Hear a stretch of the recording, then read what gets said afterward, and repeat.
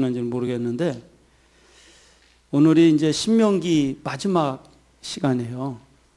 근데 우리가 새해 첫 번째 말씀이거든요. 그런데 오늘이 어떤 역사가 일어나냐면 이제 모세가 죽고 여호수아의 시대가 새로 열려요. 그리고 다음 주부터는 여호수아가 시작이 됩니다. 여호수아가 뭡니까? 가나안을 정복하는 얘기 아닙니까? 들어가서. 그런데 이 모세 신명기가 가지는 또 하나의 의미는 이 모세가 모세 오경을 썼어요. 그게 오경이 뭐냐면 바로 창세기, 출애굽기, 레위기, 민수기, 신명기. 오늘 이 신명기까지가 모세가 지은 거예요.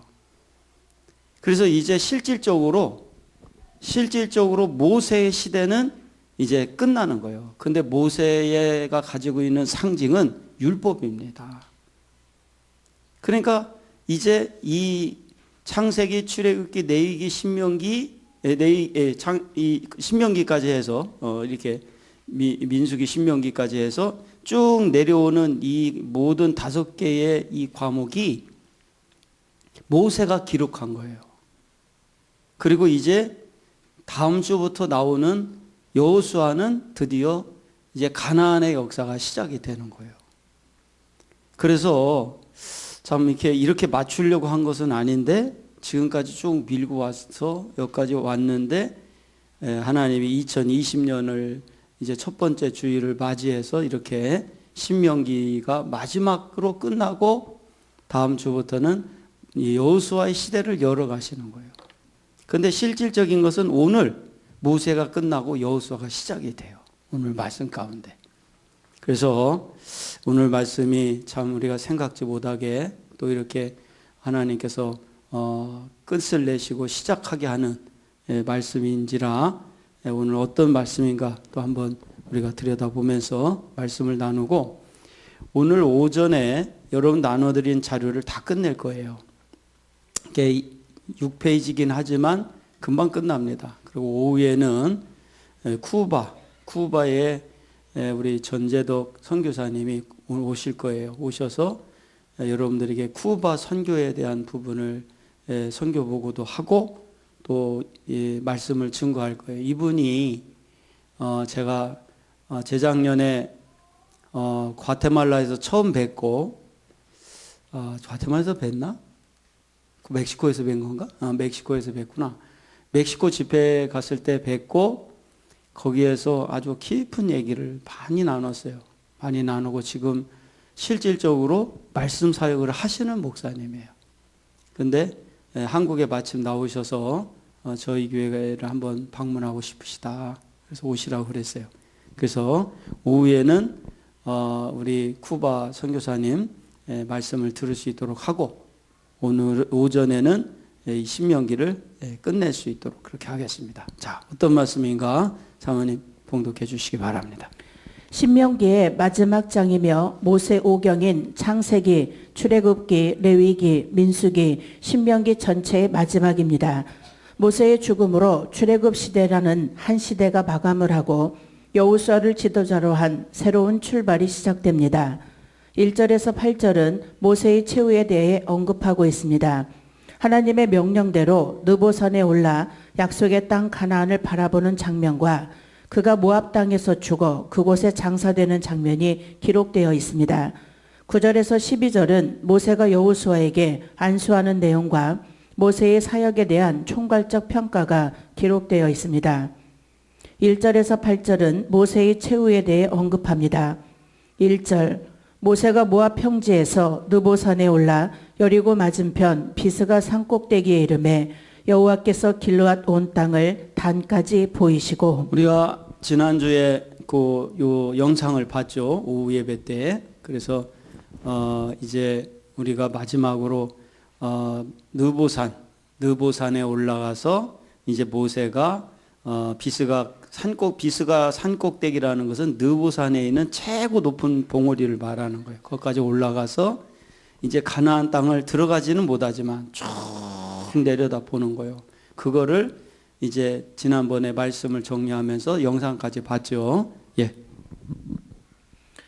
이스라엘 백성을 축복한 모세는 하나님의 명령대로 느보산의 정상인 비스가 봉에 올랐습니다. 비록 최정상에 오르진 않아도 느보산 어느 곳에서든지 자기가 보고 싶은 곳을 얼마든지 볼 수 있겠지만 모세는 가나안 땅 전체를 자세히 관찰하기 위해 최고봉인 비스가 봉우리까지 올라갔다고 할 수 있습니다. 그곳에서 모세는 길르앗 온 땅을 단까지 볼 수 있었습니다. 길르앗 온 땅은 요단 동편에 위치한 르우벤, 갓, 므낫셋, 반지파가 분배를 받은 곳입니다. 단은 아마도 길르앗 땅 끝부분에 속한 어떤 성읍을 가리키는 것으로 볼 수 있습니다. 1절 느보산에 올라 비스가 산 꼭대기에 이르매. 이 구절은 일견 모세가 느보산에 오른 다음 비스가 산 꼭대기에 이른 것처럼 되어 있다. 그러나 사실은 그렇지가 않다.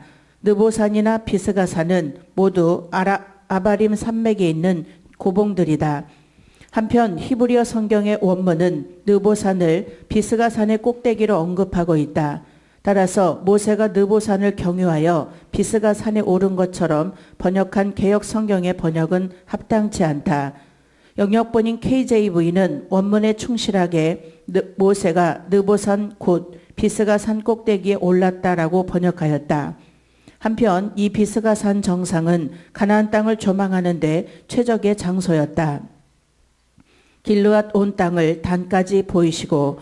길르앗 땅은 사회 위 야복강 유역에 위치한 지역으로 유향의 산지로 유명하다. 이곳은 르우벤과 갓, 므낫셋 반지파에게 분배되었다.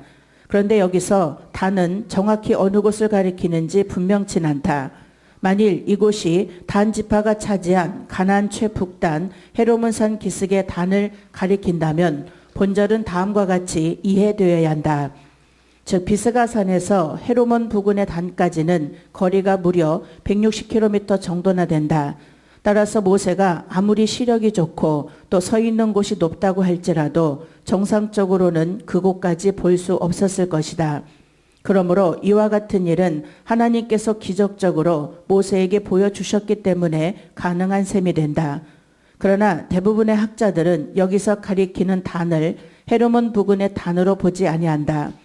대신 길르앗 부근에 위치했던 어느 한 성읍이나 지역을 가리키는 것으로 보고 있다. 만일 본절이 모세가 일반적인 눈으로 볼 수 있었던 지역을 가리킨다고 할 것 같으면 이들의 견해는 상당히 타당성이 있는 셈이 된다.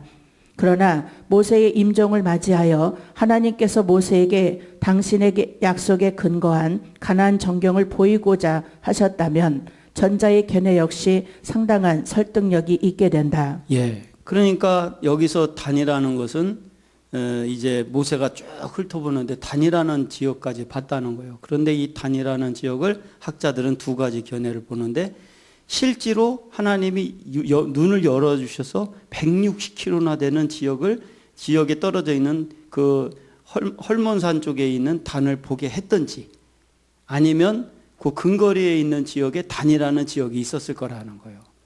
그래서 이 두 가지 설을 얘기하는데 이 두 가지 다 타당하다 이거예요. 불가능하지 않다 이거죠. 예. 2절 또 온 납달리와 에브라임과 므낫셋의 땅과 서해까지의 유다 온 땅과 이들 지역은 요단 서편에 있는 땅들입니다. 서해는 지중해로 그것까지 육안으로 볼 수 있는 거리라고 하겠습니다. 2절 또 온 납달리와 서해까지의 유다 온 땅. 이제 모세는 그의 시선을 서서히 서쪽으로 돌리고 있다. 그리하여 요단 서편 땅을 찬찬히 바라보고 있다.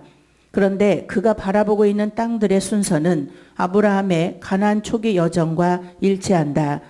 한편 여기서 서해란 가나안 서편에 위치한 바다인 지중해를 가리킨다. 3절 남방과 종려의 성읍 여리고 골짜기 평지를 소알까지 보이시고 남방은 가나안의 남쪽에 위치한 목초지인 네게부 지역과 아라비아 광야와 연결된 사막 지역으로 볼 수 있습니다. 3절 종려의 성읍 여리고 소알까지 보이시고 여리고는 예루살렘 동편 요단 골짜기 남단에 있던 큰 성읍이다. 그런데 이곳을 종려의 성읍이라고 부른 까닭은 그곳이 종려나무의 산지로 유명하였기 때문이다. 예. 그래서 지금도 여리고에 우리가 성지순례를 가면요. 그 여리고의 그 종려 나무에서 열리는 그 뭐죠 그게? 그 열매 조그맣게 달콤한 거. 예? 무화과 말고 이렇게 다닥다닥 붙어서 파는 거 있잖아요. 말려가지고 장로님 그때 사오셨던 거. 예? 대추야자. 대추야자. 그게 굉장히 많아요. 지금도. 그래서 거기 여리고에 가면 지금도 그 열매를 특산물로 해서 막 팔아요. 그럼 그거를 이제 많이 기념품으로 사오죠. 그런데 그 여리고까지 쭉 다 보게 되는 거예요. 이 모세가. 예. 그리고 소알은 벨라로 불렸던 사해 남단 요단 평지에 위치한 고대 가나안 성읍을 가리킨다. 따라서 본절은 하나님께서 모세에게 사해 서부의 연안 지대를 보이셨다는 뜻이 된다. 그 뒤에 보면은 이제 이런 문헌이 있어요. 모세가 이렇게 쭉 지금 가나안을 훑어보고 있잖아요. 근데 이 훑어보는 이 지역이 아브라함에게 하나님이 보여주셨던 그 과정과 똑같다는 거예요. 그리고 여기서 또 하나 우리가 생각할 수 있는 건 뭐냐면 모세는 비록 가나안에 들어가진 못했지만 가나안 땅을 저기 쭉 다 볼 수 있게 된 거예요. 북쪽에서부터 쭉 남쪽까지. 근데 이거는 무엇을 말하냐면 아브라함이 막벨라 굴에서 이 불에 사라를 장례 치렀을 때 어떤 얘기가 있냐면 하나님이 최초로 역사할 수 있는 땅이 확보됐다라는 얘기가 있고 그 막벨라 굴을 통해서 사금으로 인해서 두 번째는 하나님이 일하시기 시작하는 게 보였다는 거예요. 그리고 또 아브라함이 그 모리아 산에서 이삭을 바쳤을 때 그 모리아 산의 이름이 뭐라 그랬어요? 하나님이 우리를 보고 우리가 누구를 본다는 뜻이라 했어요. 하나님을 본다라는 뜻을 갖고 있어요. 보이기 시작한다는 거예요. 이 얘기는 무슨 말이냐면 들어가지는 못했지만 모세는 보기 시작했다는 거예요. 봤다는 거예요. 그래서 믿음은 바라는 것들의 실상이라고 그랬어요. 우리가 믿음의 역사가 이루어지려면요, 그게 먼저 보여져야 돼. 그래서 예를 들어서 우리 가정이 뭐가 보여야 돼? 망할 게 보여야 돼? 잘 될 게 보여야 돼? 잘 될 게 보여져야 돼. 응? 여러분들의 앞길이 잘 되게 보여져야 돼. 요 눈이 먼저 열리고 하나님의 역사가 시작이 되는 거예요. 바람이 있고 실상이 있게 되는 거예요. 할렐루야. 지금 이 모세는 비록 그 아브라함처럼 가나안에 들어가서 생활을 못했지만 그러나 모세는 아브라함과 똑같은 여정을 통해서 가나안을 보게 하셨다는 거예요. 예. 4절 여호와께서 그에게 이르시되 이는 내가 아브라함과 이삭과 야곱에게 맹세하여 그 후손에게 주리라 한 땅이라. 내가 내 눈으로 보게 하였거니와 너는 그리로 건너가지 못하리라 하시매. 가나안 땅은 이스라엘의 조상들에게 약속한 땅입니다. 그들은 모두 약속을 받았으나 완전히 소유하지 못하였고 마치 나그네와 같은 생활을 하였습니다. 모세는 그 가나안을 구석구석 살펴봄으로써 위로를 받았을 것입니다. 그리고 살펴보는 그 자체 속에 하나님께서 반드시 이스라엘에게 가나안을 주신다는 그 약속을 신실하게 이행하실 것을 믿을 수 있었습니다. 그러니까 이 아브라함이 어떻게 해서 이 가나안 땅을 주실 거라는 걸 믿었냐면 가만히 그 산 밑에 있었다는 거예요. 이 비스가 산 꼭대까지 올라간 거예요. 비스가 산 꼭대까지 올라가서 보게 하시는 것을 허락하신 하나님을 통해서 하나님이 나를 이렇게 보게 하신 때에는 가나안을 주시겠다는 것이 믿어지더라는 거예요. 그러니까 여러분들이 이 새해의 첫 번째 주시는 말씀을 중에 오늘 지금 나온 말씀을 붙들 수 있는 말씀은 뭐냐면은 이거예요. 다른 거 아니에요. 여러분들이 올해 여러분들 자신이나 가정이나 또 우리 교회나 이 나라가 어떻게 될 것이라는 게 보여져야 돼. 잘 될 것이라는 것이 보여지기를 축원합니다. 그게 우리 마음속에서 보여져야 돼. 이게. 그런데 그걸 누가 보여지게 하시냐면 하나님이 하시는 거야. 그러면 그 하나님이 보게 하시게 하면 그 마음속에 보여지게 되면 그대로 역사가 일어나는 거예요. 응? 제가 작년에 이렇게 저렇게 사역을 그냥 하고 이제 올해를 뒤돌아보는 거예요. 올해 뒤돌아볼 때 이제 3월부터 이제 본격적으로 시작이 되지 않습니까? 또 이제 막 나라마다 다니고 또 우리 선교들 섬기고 또 이제 사실 사역이 시작되는 거는 올해 1월 셋째 주부터 사실은 둘째 주부터 시작이 되는구나. 둘째 주부터 집회가 있어요. 이번 달. 그렇게 해서 이제 3월에 있지. 그 다음에 쭉 지금 5월에 또 집회 있고 6월에 집회 있고 뭐 후반기는 얘기 안 할게요. 그렇게 해서 쫙 하나님이 펼쳐 가신단 말이에요. 올해만 해도. 그런데 이 사역이 열리는 것이 문제가 아니라 제 마음 속에 안 될 것 같다는 거요. 잘 될 것 같다는 거예요. 잘 될 것 같다는 마음이 있어요, 제가. 그러니까 그게 지금까지 여러분들을 섬기면서 올해가 이제 제가 이 광식교회 온 지 이제 20년째인데 횟수로 20년의 역사 속에 여러분들을 섬겨가면서 이 교회가 하나님이 늘 여러분들이 잘 될 것이라는 것이 보여진다는 거예요. 할렐루야. 그 바람이라는 것을 주실 수 있다라는 것은 저도 여러분도 모세처럼 가나안을 정복하게 하시는 그 첫 번째 징조라는 거예요. 그러니까 여러분들이 나는 올해는 암만 해도 망할 것 같아. 그런 분은 망하는 거예요, 이거. 그게 아니요. 올해도 잘 될 것 같아요, 막. 할렐루야. 내년에도 잘 될 것 같아요, 막. 그 모세가 비스가 산에서 가나안을 바라보게 허락하셨던 것처럼 저와 여러분들에게도 그 바라봄의 축복이 있게 되기를 바랍니다. 예. 4절 이는 그 후손에게 주리라 한 땅이라. 가나안 땅을 이스라엘에게 주시겠다는 하나님의 말씀은 아브람 때로부터 지금까지 약 600년간 약속으로만 머물러 있었다. 그러나 이제 그 약속이 바로 눈앞에서 성취되려는 순간에 와 있는 것이다. 야, 시간 참 많이 걸렸죠. 아브라함에게 가나안 땅을 주시겠다고 하고는 실질적으로 이스라엘 백성에게는 어떤 땅 하나만 줬냐면 막벨라 굴째간한 굴이 딸린 밭대기 하나를 주셨을 뿐이야. 600년이 걸렸어도. 근데 실제로 이제 다음 주부터 나오는 말씀을 갖고는 600년의 약속이 실질적인 실행이 되는 역사가 여호수아에서 나오는 거예요.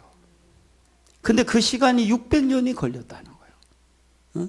근데 600년이 걸려서 어떤 누구도 그 축복을 못 받았는데 아브라함은 가나안 전체를 보게 했듯이 이 모세도 아브라함 같이 가나안 땅 전체를 모세가 보는 그 시각에서 똑같은 방향으로 전개되면서 보게 하시더라는 거예요. 그러니까 비록 모세는 가나안 땅에 들어가지 못했어도 아브라함 같이 약속이 성취될 수 있다라는 그 믿음을 확신하게 됐다는 거예요. 예.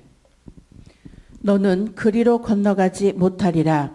출애굽의 영웅이자 이스라엘의 위대한 영도자인 모세는 누구보다도 가나안 땅에 들어갈 수 있는 자격이 있는 사람이었다. 그러나 모세는 그의 간절한 간구에도 불구하고 가나안 입성이 끝내 허락되지 않았다. 그 1차적인 이유는 물론 무리바 물 사건 때 모세가 하나님의 거룩함을 온전히 나타내지 않았기 때문이다. 그러나 이 사건은 우리들에게 보다 깊은 교훈을 던져준다. 첫째, 모세는 율법을 상징하는 자였던 바 이는 율법이 결코 인간을 하늘 가나안으로 인도해 드리지 못함을 보여준다. 두 번째, 천국은 결코 인간의 공로로 말미암아 들어갈 수 있는 곳이 아님을 보여준다. 예, 두 가지 이유 때문에 그렇다는 거예요. 무리바 사건에서 순종치 않은 것도 있었지만은 그러나 모세는 오늘까지 말씀드렸던 것이 창세기, 출애굽기, 레위기, 민수기, 신명기 여기까지 얘기했듯이 모세는 율법을 상징한다는 거예요. 그러니까 율법 갖고는 가나안이라는 세계를 들어갈 수는 없다는 거예요. 그래서 예수님이 율법을 폐하신 것이 아니라 완성시켰죠. 복음을 완성시켰단 말이에요. 그 복음으로만 가나안에 들어갈 수 있다. 이 가나안이 뭘 상징합니까? 믿음의 땅 아닙니까? 믿어지는 거예요. 믿어지는 거고 또 하나는 뭡니까? 가나안은 영원한 안식을 주는 땅이에요. 그러니까 우리가 신앙생활하는데 중요한 것은 아는 거요, 믿어지는 거요. 믿어지는 게 중요한 거예요. 하나님의 말씀이 믿어지고 아브라함이 가나안 땅을 봤을 때 약속이 성취될 것이 믿어졌단 말이에요. 사실 영적으로는 가나안을 이 모세는 이 육신으로는 못 들어갔지만 영적으로는 이미 들어갔습니다. 보게 하셨다는 것은 들어가시게 하신 거예요. 예. 5절 이에 여호와의 종 모세가 여호와의 말씀대로 모압 땅에서 죽어 본절은 모세가 여호와의 종으로서 말씀에 순종하여 모압 땅에서 죽었음을 기록합니다. 여호와께서 모세가 가나안 땅에 들어가지 못하리라는 말씀이 그대로 성취된 것입니다. 5절 여호와의 종, 이 말은 모세의 신실성을 보여주는 표현이다. 즉 그는 애굽의 왕자로서 세상의 부귀 영화를 누릴 수 있었으나 오히려 하나님의 종이 되어 자기 백성과 함께 고난받기를 더 좋아했었다. 여호와의 말씀대로 모압 땅에서 죽어 여호와의 말씀대로에 해당하는 원어 알피 예호와는 직역하면 여호와의 입을 따라라는 뜻이다. 이 말은 모세가 여호와의 종이라는 사실에 매우 걸맞는 표현이다. 즉 그는 죽음에 있어서도 여호와의 말씀을 쫓아 자진하여 거룩한 땅에 경계받긴 모압 땅에서 죽은 것이다. 6절 벳보올 맞은편 모압 땅에 있는 골짜기에 장사되었고 오늘까지 그 묘를 아는 자가 없으니라. 벳보올은 부올 신전이라는 뜻으로 그 위치는 정확히 알 수 없으나 모압 신 부올을 섬기는 장소로 추측됩니다. 이곳은 이스라엘이 아모리 족속을 멸한 후 잠시 거하였던 곳이며 가나안 점령 후 루벤 지파의 영지가 되었습니다. 6절 벳보올 맞은편 모압 땅에 있는 골짜기. 벳보올은 모압의 신 부올을 예배하던 산인데 정확한 위치는 분명치 않다. 한때 이스라엘도 이곳에 거한 적이 있었으며 후에는 루벤 지파의 소유가 되었다. 많은 학자들은 모세가 장사된 모압 땅의 골짜기가 느보산 근처에 어느 한 골짜기였을 것으로 추정하고 있다. 하여간 지금도 이 모세의 묘지는 발견되지 않았어요. 그런데 이제 제가 이 구약을 보면은 사실 모세가 이 남긴 이 말씀의 차원, 바로 이 율법이라는 차원이 신명기까지 정리된 이 말씀이 구약 전체에 영향을 줘요.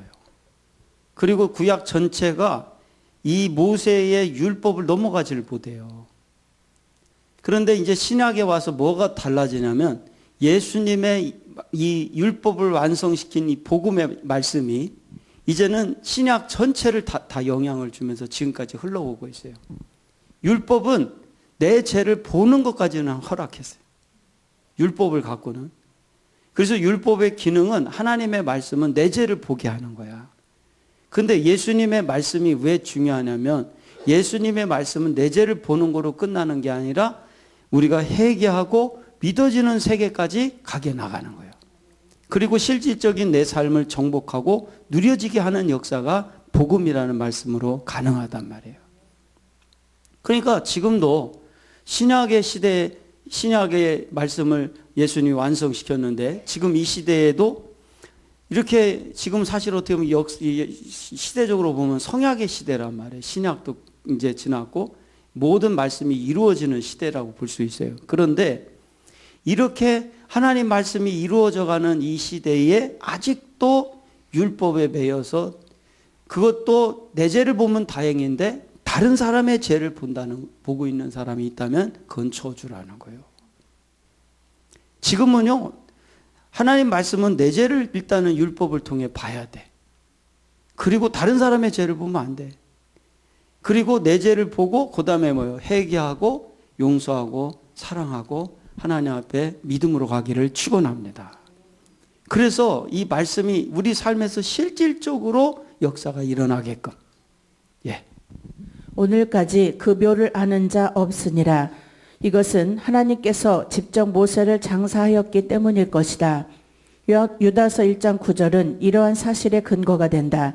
즉 하나님께서는 천사장 미가엘을 보내 모세의 시신을 인간이 알지 못하는 곳에 장사하도록 명하셨던 것 같다.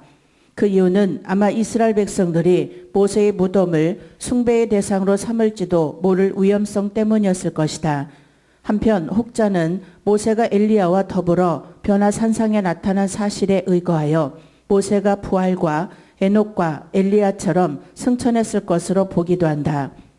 7절 모세의 죽을 때 나이 120세나 그 눈이 흐리지 아니하였고 기력이 쇠하지 아니하였더라. 기력이라는 말은 습기 있는, 생기 있는, 푸른이라는 뜻으로 생기 발랄함, 곧 심신이 건강함을 뜻합니다. 인간의 육체에서 제일 먼저 일어나는 노쇠 현상은 시력의 약화와 기력이 쇠하는 것인데 모세는 이런 노쇠 현상이 전혀 없을 만큼 왕성했습니다. 7절 모세의 죽을 때 나이 120세, 이때는 BC 1407년 11월 말경으로 추정된다. 그런데 그가 120세를 향유했다고 하는 것은 순전히 하나님의 은혜였다. 왜냐하면 모세 자신의 관찰에 의하면 당시 사람들의 평균 수명은 70세였고 강건해야 80세였기 때문이다. 따라서 모세는 보통 사람들이 흙으로 돌아갈 나이인 80세에 하나님께 부름을 받아 40년 동안 여호와의 신실한 종으로서 봉사하였음을 알 수 있다. 그 눈이 기력이 쇠하지 아니하였더라. 이삭은 말년에 눈이 어두워져 잘 보지 못하였고 야곱도 또한 마찬가지였다.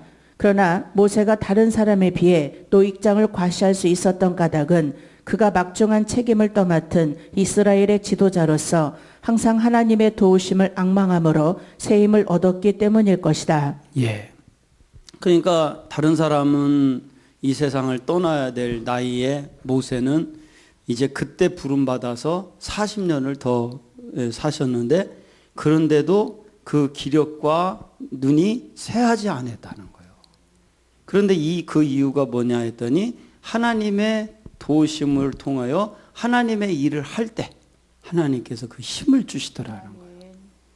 올해 여러분 우리도 주를 위해 충성합시다. 그래서 하나님이 주시는 건강함을 갖게 되기를 바랍니다. 예. 8절 이스라엘 자손이 모압 평지에서 애곡하는 기한이 맞도록 모세를 위하여 30일을 애곡하니라. 8절 30일을 애곡하니라. 히브리인들의 장례 풍습에 의하면 대개 죽은 자를 위한 애도의 기간은 7일이었다. 그러나 아론과 모세의 경우는 예외적으로 30일간을 애곡하였는데 이는 초대 이스라엘 대제사장과 위대한 지도자에 대한 예우로서였다. 애굽인들은 야곱이 죽었을 때 예우를 다하여 70일을 애곡한 적이 있습니다. 9절 모세가 눈의 아들 여호수아에게 안수하였으므로 그에게 지혜의 신이 충만하니 이스라엘 자손이 여호와께서 모세에게 명하신 대로 여호수아의 말을 순종하였더라. 예, 9절부터 이제 12절까지는 모세가 여호수아에게 안수하는 얘기가 나와요. 그리고 모세의 사역에 대한 총괄적 평가가 나옵니다. 그래서 이제 모세는 사명이 끝나고 이제 여호수아의 시대가 열리는 거예요. 예. 모세가 죽기 직전 이미 여호수아에게 안수함으로써 공식적인 후계자 위임식을 치렀다는 것을 뜻합니다. 모세의 안수를 받은 여호수아에게 지혜의 신이 충만하였습니다. 성령의 감동을 충만하게 받았음을 뜻합니다. 이는 여호수아가 정식으로 하나님의 명령을 받아 일할 시기가 되었음을 암시합니다. 지금 내용은 모세가 이미 위임식을 한 후에 느보산에 올라 죽은 것입니다. 이스라엘 백성들은 마치 모세가 여호와께로부터 명령을 받은 것과 같은 모습으로 여호수아가 하나님의 명령을 받는 것을 보았기 때문에 그의 말에 순종하지 않을 수가 없었습니다. 이스라엘의 순종은 여호수아의 지도자 계승을 사실적으로 인정하는 것입니다. 9절 모세가 여호수아에게 안수하였으므로 자신의 죽음을 고지한 후 모세는 후계자를 세워줄 것을 하나님께 간구한 결과 여호수아를 하나님께 응답받았다. 그때 그는 하나님의 명령을 따라 그에게 안수함으로써 자신의 공식적인 후계자로 삼았다. 따라서 모압 평지에서 베푼 모세의 안수 예식은 이스라엘에 대하여 지금까지 모세가 가지고 있었던 모든 지도자적 권한을 후임 지도자 여호수아에게 모두 넘긴다는 의미를 지닌 공식적인 위임 의식이었다. 따라서 이제 이러한 여호수아의 등장은 신명기와 여호수아서를 자연스럽게 이어줄 뿐 아니라 가나안 정복 전쟁에 임할 모든 준비가 완료되었음을 시사한다. 예.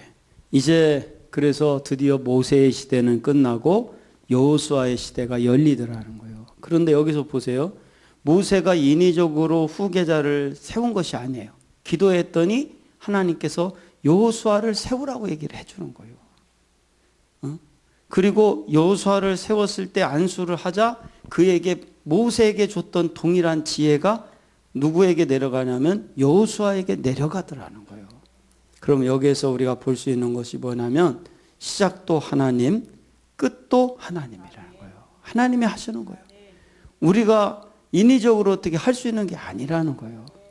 그래서 이제 드디어 여호수아의 시대가 이렇게 해서 열리더라는 거죠. 예. 지혜의 신이 충만하니, 지혜의 신이란 지혜의 영으로 번역될 수 있는 말로 하나님께서 여호수아에게 덧입혀 주신 참된 지혜, 곧 호크마를 가리킨다. 따라서 모세가 여호수아에게 안수할 때 그에게 이러한 지혜가 충만히 임하였다는 것은 곧 하나님께서 친히 여호수아를 모세의 후계자로 인정하셨음을 의미한다. 그러니까 모세가 여호수아에게 지혜를 주는 게 아니에요. 하나님이 주신 거지. 그러니까 올해 새해 신년 예배를 통해서 우리가 또 하나 붙들 말씀은 나의 삶을 누가 이끌어 가셔? 하나님이 하시는 거예요. 하나님이 하시는 거예요. 제가 이 말씀이 처음에 열려가지고 우리 교회 4년 적용하고 이제 카나다에서 집회를 하면서 이 말씀을 확인하고 그 다음에 카나다에서 돌아와서 6개월 동안 24강을 정리했잖아요. 그래서 총 4년 6개월 걸려 24강이 끝났죠. 그러고 난 다음에 이제 전국을 돌아다니며 말씀을 증거하는데 야, 참 신기했어요. 응? 말씀을 전하는데 어쩌면 가는 데마다 똑같은 말씀을 갖고 전해도 24강 갖고 전해도 다르냐고. 다 하나님이 주관하시는 거예요. 그 모여있는 사람들에 따라 지역에 따라 똑같은 24강을 갖고 해도 다 달라요. 그러니까 끝없이 말씀이 흘러나오더라는 거예요. 여러분, 올해 하나님께서 우리를 지혜를 주셔야 돼요. 할렐루야. 하나님이 주셔야 돼. 우리가 어떤 사람이 어떻게 할 수가 없어. 하나님이 주셔야지. 예. 10절. 그 후에는 이스라엘의 모세와 같은 선지자가 일어나지 못하였나니 모세는 여호와께서 대면하여 아시던 자요. 선지자란 하나님께로부터 부르심을 받은 여호와의 종들을 가리키는데 대개 꿈이나 이상을 통하여 때로는 여호와의 음성을 직접 들음으로써 여호와의 뜻을 백성들에게 전달하는 하나님의 입과 같은 존재들입니다. 10절. 모세와 같은 선지자가 일어나지 못하였나니 실로 모세는 다음과 같은 두 가지 면에 있어서 특별한 선지자이자 이스라엘 모든 선지자 중 가장 위대한 선지자였다. 첫째는 하나님과 가까이 지냄에 있어서 이것은 미리암의 문둥병 사건을 통해 하나님께서 직접 분명하게 보여주셨다. 즉 다른 선지자들과는 달리 하나님께서 모세에게는 마치 사람이 그 친구와 이야기하듯 가까이 대면하여 말씀하셨으며 자신의 영광스러운 임재도 목격하게 하셨다. 또한 하나님께서는 시내산에서 시간에 구애받지 아니하고 모세와 단둘이서 오랜 시간 지냈다. 따라서 모세는 실로 그 누구보다도 하나님의 영광을 많이 보았고 직접 체험한 자였다. 그래서 모세에게 그랬잖아요. 미리암하고 아론이에게 너희는 꿈과 환상으로 만나지만 모세는 내가 직접 만나 주신다 했어요. 그러니까 우리가 이것은 뭘 말하냐면 이 모세가 받았던 이 축복 직접 만나 주시더라 이거. 할렐루야. 여러분과 제가 늘 사모하시기를 축원합니다. 예. 두 번째, 하나님의 권능과 능력을 나타냄에 있어서 하늘의 비상대권을 위임받은 자 모세는 출애굽 시 바로와의 대결에서 여호와의 10대 재앙을 이스라엘 목전에서 애굽에 베푼 자였다. 실로 모세는 위대한 선지자로서 율법의 창시자요 중재자였다. 이 율법이 지속되는 한 이스라엘 중에서는 모세와 같은 선지자가 다시 일어나지 않을 것이다. 오직 한 사람 모세보다 더 큰 영광과 명예를 누릴 자가 있으니 곧 모세를 그 충실한 종으로 두고 있는 하나님 집의 장자로서 우리의 대사도요 대제사장이시며 영원한 새 언약의 창시자 및 중보자가 되시는 분 곧 우리 주 예수 그리스도이시다. 예. 그러니까 모세가 특별했던 선지자로서 특별했던 것은 다른 선지자들은요. 애굽에서 모세가 10가지 재앙을 내렸던 그 재앙 같은 재앙을 내린 사람이 없어요. 그와 같은 엄청난 재앙을 내린 사람이 모세 구약에 한 명밖에 없어요. 그런데 이보다 큰 자가 나타나는데 그분이 바로 예수님이라는 거예요. 그래서 구약에는 모세가 있다면 신약에는 예수님이 계신 거예요. 그만큼 큰 자예요. 예. 대면하여 아시던 여기서 알다에 해당하는 원어 야다는 단지 지적으로만 아는 것이 아닌 깊고 오랜 교제를 통해 인격적, 경험적, 영적으로 아는 것을 가리킨다. 따라서 이는 하나님께서 모세와 아주 친밀하게 지내신 것을 의미한다. 그러니까 모세가 참 대단해. 그런데 왜 모세가 가장 큰 구약의 선지자요 또 신약에서는 예수님이 가장 큰 자라는 이유가 뭐냐면 두 분의 공통점이 있어요. 그 공통점이 뭐냐? 말씀이에요. 말씀. 구약에는 모세를 통해서 하나님 말씀이 정리가 됐다면 신약엔 누굴 통해? 예수님을 통해 말씀이 정리가 돼요. 그래서 가장 큰 역사를 이룰 수 있었어요. 그러면 이 얘기는 뭐냐면 우리가 이 신년에 또 하나 붙들 것은 뭐냐면 말씀으로 나갈 때 역사가 일어나는 거예요. 응? 우리가 그 양의 문에 대해서 공부를 했죠. 양의 문이 왜 중요하냐면 예수님이 자신이 양의 문이라고 했어요. 그리고 바벨론 포로 후에 이스라엘 백성이 돌아와서 느헤미야와 에스라 이제 선지자를 통해서 이제 어떤 역사를 이루냐면은 이제 그 예루살렘 성전보다 먼저 예루살렘 성을 재건을 합니다. 무너진 성을. 그때 이 무너진 예루살렘 성을 재건을 할 때 양의 문에서 시작해서 양의 문으로 끝나죠. 그리고 재건을 할 때 마지막에 양의 문을 걸어요. 근데 그 양의 문을 걸 때 누가 거냐면 대제사장들이 양의 문을 걸죠. 그때 대제사장이 양의 문을 걸 때 그것을 전문 용어로는 헤게모니다 그랬어요. 헤게모니. 이 헤게모니라는 뜻이 뭐냐면요. 그리스에서 나온 얘기입니다. 그런데 이 헤게모니가 뭐냐면 그 헤게모니 양의 문을 거는 순간 정치, 경제, 문화, 종교 모든 것의 권한을 그 건 사람이 갖게 된다는 그것이 뜻이 헤게모니예요. 근데 왜 그렇게 되느냐면은 양의 문이 누구를 상징하냐면 예수님을 상징해요. 그리고 예수님을 단순히 상징하는 게 아니라 예수님의 말씀을 상징해요. 그러면 이것이 뭐냐면 구약의 양의 문을 건 사람이 누구냐면 모세예요. 신약의 양의 문을 건 사람이 누구예요? 예수님입니다. 그러니까 이 얘기는 무슨 말이냐면 이 시대를 회복하고 역사할 수 있기 위해서는 이 시대를 살려나갈 수 있는 말씀이 있으면 된다는 거예요. 그 말씀이 올해 신년 예배를 통해서 저와 여러분들에게 나의 삶의 정치, 경제, 문화, 예술, 나의 삶의 모든 것을 그 주도권을 하나님께서 가질 수 있도록 여러분들 이 양의 문의 역사가 일어나기를 축원합니다. 예. 11절에서 12절 여호와께서 그를 애굽 땅에 보내사 바로와 그 모든 신하와 그 온 땅에 모든 이적과 기사와 모든 큰 권능과 위엄을 행하게 하심에 온 이스라엘 목전에서 그것을 행한 자더라. 모세는 이스라엘 백성들을 출애굽시키기 위해 하나님으로부터 능력을 위임받은 전대미문의 사자였습니다. 그가 행한 모든 이적과 각종 재앙은 모두 하나님의 권능과 위엄을 나타내는 것이었기에 애굽이 복종하고 이스라엘 백성들을 모세를 전대미문의 선지자로 인정하지 않을 수 없었던 것입니다. 모세는 그의 파란만장한 120년간의 생애를 마감하였습니다.